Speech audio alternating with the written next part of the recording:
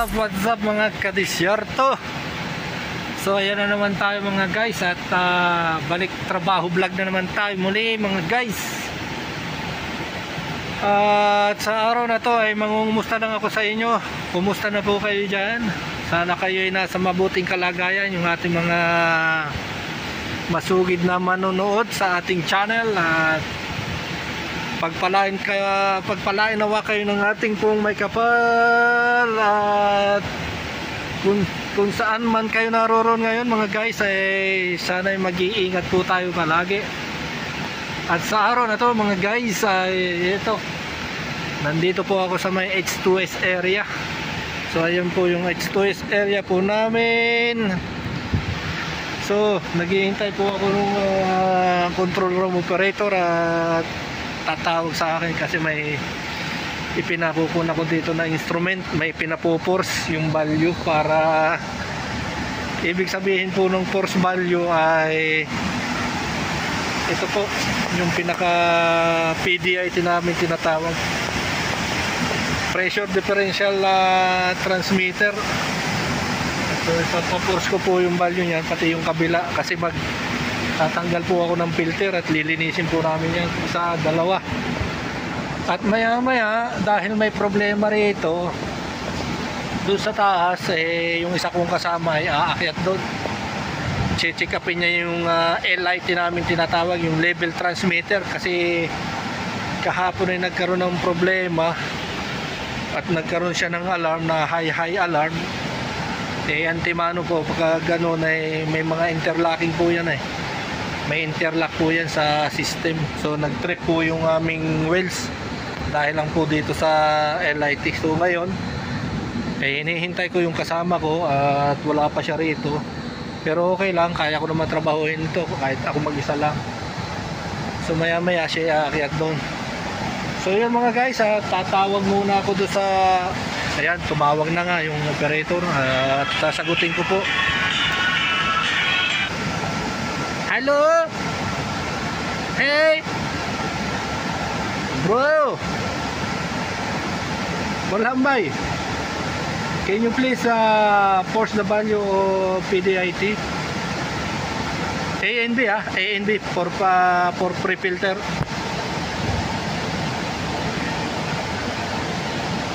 Tag number 02 PDIT 001A and the another one is 001B. So bro, wait bro. Before, what is the reading for A?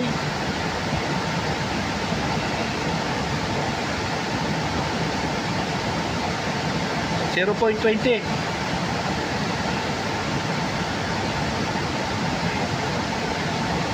Still high? Really? Here is 0. It is fluctuate. You know, it is there's a fluctuation. It will fluctuate up to 30. But here is negative 0.20 something. But before, you know, it was 13.9. So that is high. How about the B?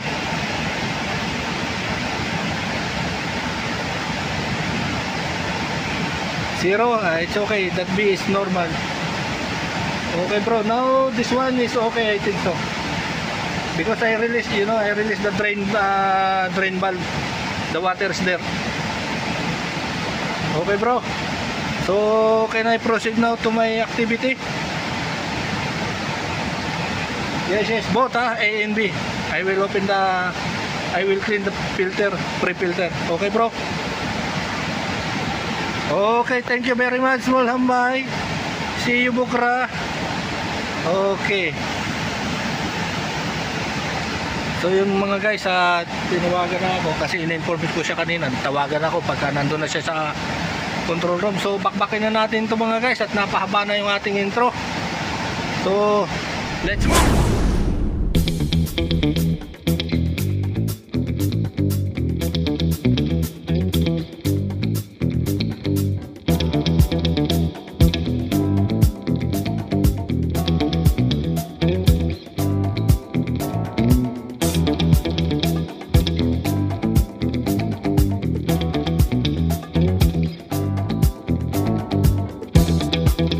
So ito na mga guys, at ito yung pinaka filter po niya, yan pinaka mesh.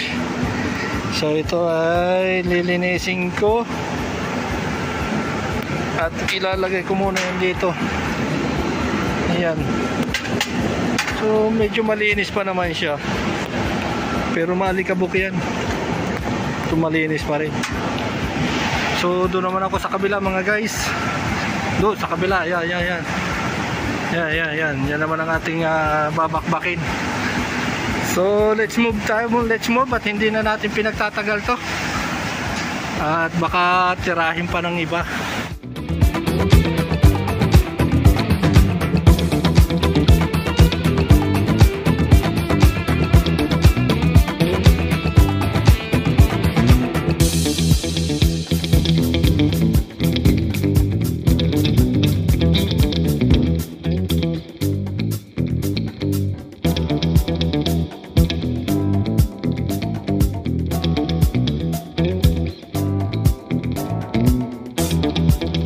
Ito mga guys, ang isang filter, madumi ito. Madumi ito ang ating lilinisin ngayon mga guys. At ito siya, dadalhin ko doon. Amin pong pinanglilinis dito ay tubig lang po. I-sprayan ko ng high pressure water. So yan, so lilinisan ko na to mga guys. At kasi yung kasama ko ay nandun na sa taas. Ayun. So bakit na ron. At sinisimulan na niya yung pag-check doon sa LIT. So ako naman, pag ito ay na-sprayan ko, nalinis ko, patutuyuin ko mga 2 oras. Kasi ngayon ay taglamig dito, so kailangan matuyo yan. Kasi pag sinalang ko ron ng basa, madali siyang kakapitan ng mga dumi. Ay dito napakaalikabok, so kailangan siya tuyong-tuyo. So let's move na tayo dito mga guys. Let's G.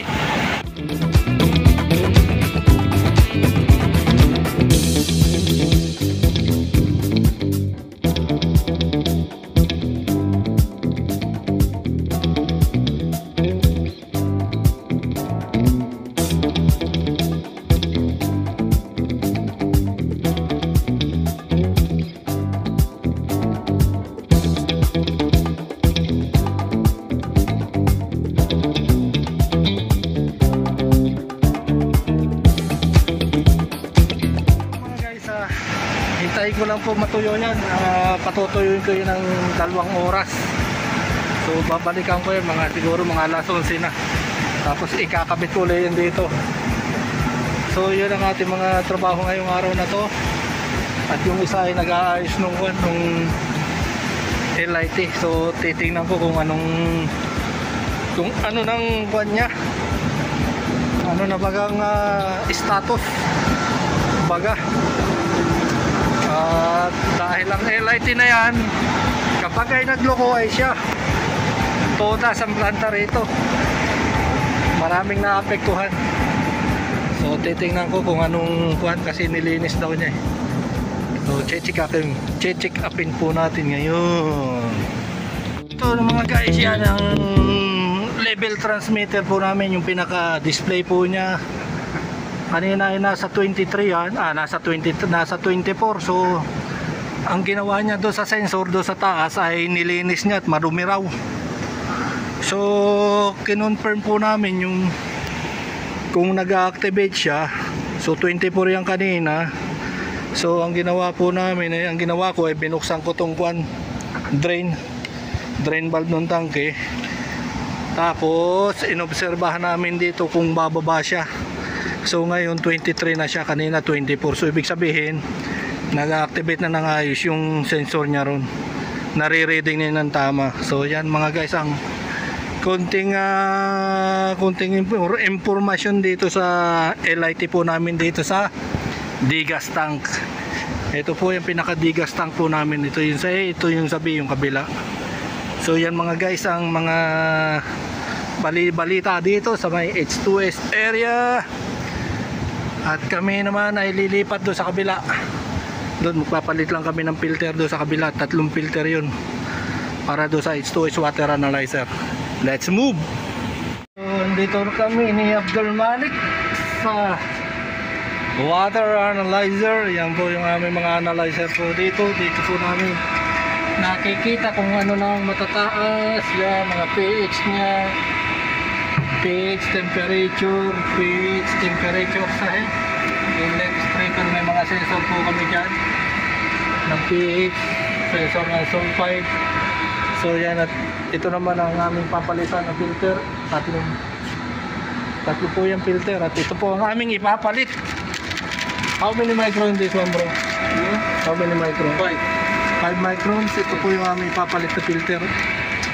So yan mga guys, at sa ngayon po ay dito lang po kami nag-preventive maintenance, kasi yung aking binabantayan doon na tangke. So makikita po ninyo dyan na yan, ito po yung aking binabantayan ng mga kontraktor, na pending po yung aming trabaho. Suspended po kami at pinatigil po kami ng kliyente, at kailangan po kami may comply na dokumento na tungkol po sa safety. So tumigil po kami pansamantala. Siguro magre-resume ng trabaho sa, kung hindi bukas ay sa linggo, kapag na okay na yung aming kapag binigyan na po kami ng go signal at okay na po yung dokumento. So yan lang po ang ating magiging trabaho vlog sa araw na to. Okay bro, so ayan, tumawag na uli yung control room operator. Yes bro, tell me, please force please force the value the three analyzer outlet is outlet inlet 0, the tag number is 02 AIT 010, then this one is 002 and 008. Am I correct? Okay, please. Okay bro. Okay, syukran habibi. Okay bro, take your time, no problem. Okay. So yun mga guys, ready to kuha na kami. Magpapalit na kami ng filter at okay na doon sa operator. So let's move na po, at hanggang dito na lang itong ating trabaho sa araw na to. At yun lang po ang ating maipakita ngayon sa ating working vlog. So ang masasabi ko lang, tuloy ang bangi kahit basa ang bunot. Stay tuned lagi po kayo sa ating channel, at magpapakabait po kayo, at ingat po palagi, at God bless sa lahat.